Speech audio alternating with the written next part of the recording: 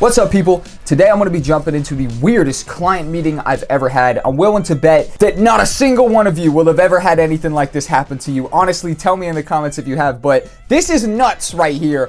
Definitely not an average client meeting that I have. Definitely not the average client meeting you guys would have, but since this video is directed at freelancers, let me actually give you guys a word from today's sponsor, Invoice Ninja, super easy invoicing platform for freelancers. Are you a freelancer or a small business entrepreneur who needs customers to pay on time? If you're like me, everything about invoicing can be a hassle. Creating invoices, sending them out, tracking who paid you and who didn't, you know, it can suck sometimes. This episode is sponsored by Invoice Ninja. They have a gorgeous mobile app. I can make and send out invoices in seconds. You can too. Track who's viewing them and, of course, see who's paid you and who hasn't. Check out invoiceninja.com today. Check it out. There's a free version. There's a paid version. Give it a shot. It makes invoicing very, very easy. Without further ado, let's jump into this story time, which is a weird one to say the least. So, the weirdest client story or the weirdest client meeting I've ever had, this one right here is pretty funny. So this actually happened when I was sort of looking for apartments about 6 months ago up in London. So essentially I went up there and I was looking for places and I'm staying with my boy Noah. And funny enough, you know, obviously my YouTube channel is still at full form at this time. It's 6 months ago. So someone who found me through my YouTube channel and they hit me up and they said, hey, I'm in London. You know, I heard you're in London or whatever. I want you to potentially film some videos for me. Do you want to have a meeting? We could talk about it, whatever the case may be. I was like, sweet. You know, I don't even live in London yet. I can already see potentially a London client building. Wonderful. I'm going to go have the meeting. Potentially, I'm going to get myself some work lined up for, you know, the second I move to London. Great situation, I'm thinking. So we go back and forth with this guy. We're going back and forth over Instagram DMs. And funny enough, I don't even ask what type of videos he wants created or anything. I just, I'm like, sure, meeting, let's go. I'm just kind of keen to just jump in, let's go. We go back and forth a bit. I'm staying in South, basically South with my boy Noah at his house because obviously I don't have a flat yet. He says, all right, cool, I know a good cafe in South. I'll come on over there. We'll meet at this cafe. So I get to the cafe. I'm early. I'm about 10 minutes early. I get myself a little drink. I'm just sitting outside. And, there's outside bit, inside bit, whatever the case may be. And I'm pretty much just chilling there for about 10, 15 minutes. And then a guy rolls up. And the guy is dressed in an old man mask. And this mask is as realistic as it gets. Like, he put some money into this. He tells me later on what he spent on this mask. But the guy's basically comes to the cafe, sits down opposite me, and he's dressed as an old man. And I instantly sort of clucked in my head, oh, he probably is a prankster. And this was the type of video he wanted me to film for him, and now he's pulling a stunt where he comes to the meeting in the character that he wants me to film him. I'm processing this in my mind, and because I'm involved in YouTube, that was a quick scenario for me to run. I was like, yep, it's clearly a prank video. At this point, I'd not spotted any camera or anything, but there was a guy opposite me dressed in an old man mask, and he was telling me his name was Papa, and that he was a legitimate old man, and he's sticking to character. Big up to him, all right? So, hood's coming down.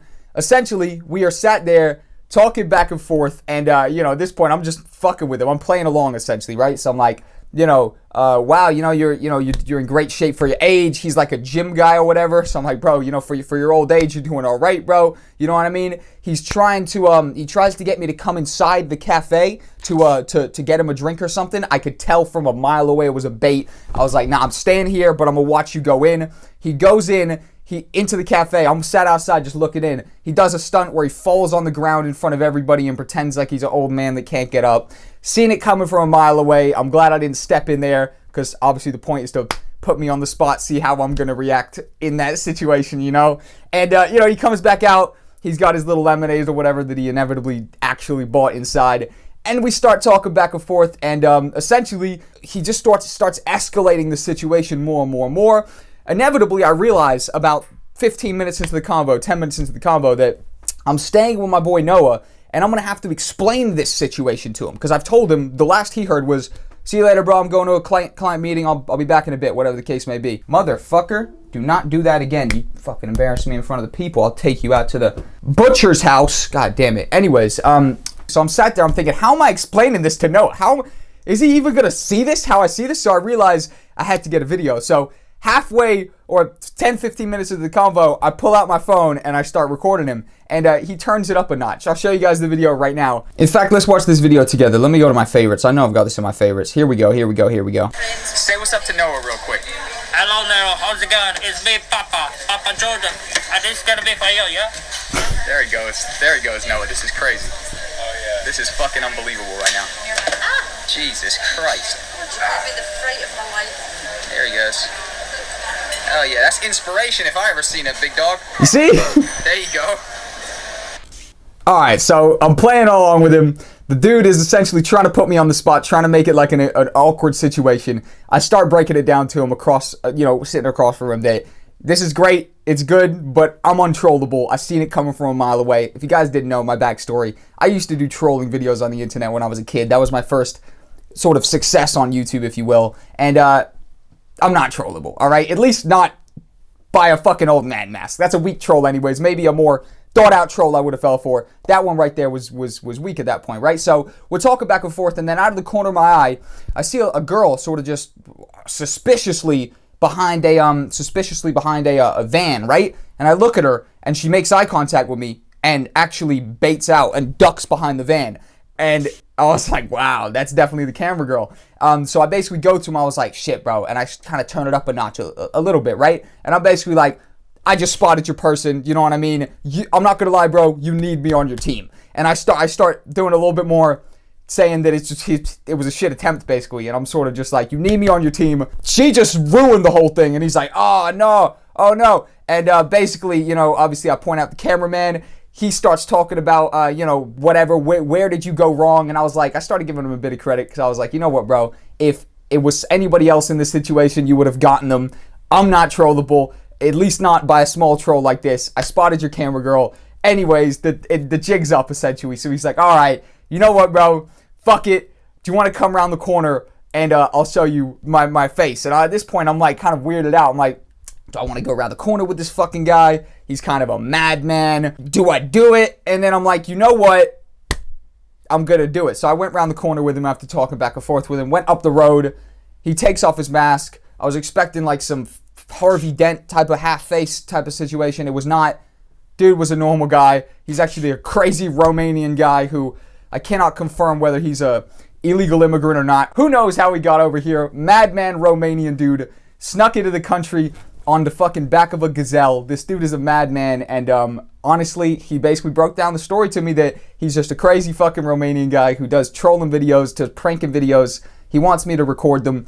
I loved his energy. I told him 100%, you know what, hit me up, and basically let's do it. He also proceeds to tell me that, shit, I hit the mic. He also proceeds to tell me that the mask cost him 1,400 pounds, 1,400 pounds. And he also tells me, he's like, this isn't even as realistic as it gets. I got another one in the mail. Do you want to record when the new one comes?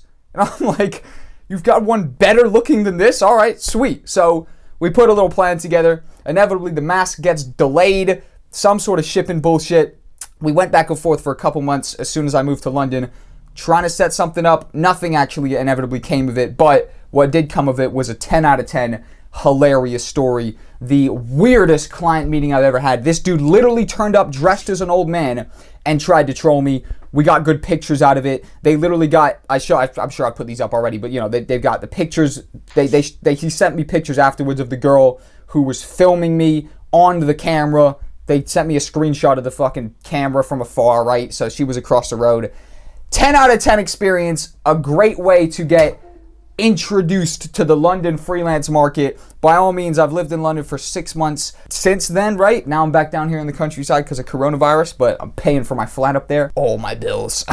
But essentially, right? I have not had a single another client even come close to the absolute weird madness that was. But that right there is another episode of Storytime. Freelancer Storytime, if you will. And this particular episode was sponsored by Invoice Ninja. I want to send a huge thank you to InvoiceNinja.com for sponsoring today's video. If you're like me and you really don't like doing the paperwork, personally, I don't. I dropped out of school when I was 17 years old. I'd much rather be filming and editing and, doing my passion. So if you also prefer to focus on your passion and not waste a lot of the time on the admin stuff, check out Invoice Ninja. They're about as simple as it gets. Shout out to Invoice Ninja for sponsoring the video. I think we're going to be doing a bunch more stuff together. Big up to you guys over there. And check out Invoice Ninja, link down below. Thank you guys for watching the video. Recommend me more story times you want to hear from, more aspects. Jack, I want more client stories. Jack, I want some stories about your early days in freelancing. Jack, blah, blah, blah, blah, blah, right? Tell me if you guys want more stuff. Tell me if you don't as well. That would be interesting. Maybe even more interesting than the people that do. Thank you guys for watching. Have a nice day. Peace out times 2. 2 pieces later. Double the piece. We're not at war. I just gave you a peace sign.